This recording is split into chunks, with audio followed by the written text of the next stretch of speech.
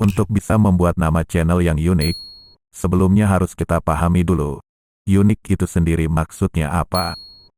Nah, secara gamblang, unik itu artinya lain dari yang lain. Berbeda dari kebanyakan, bahkan tak ada duanya. Hanya satu-satunya.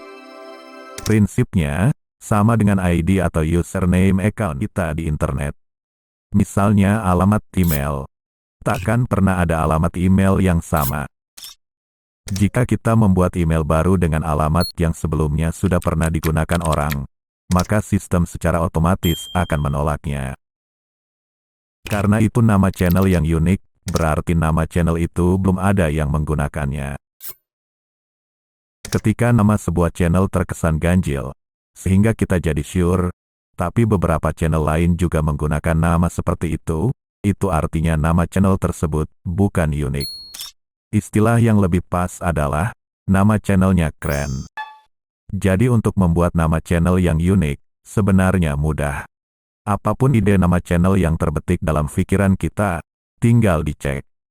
Apakah sudah ada yang menggunakan nama itu di YouTube atau belum? Caranya bisa disimak pada video berikut.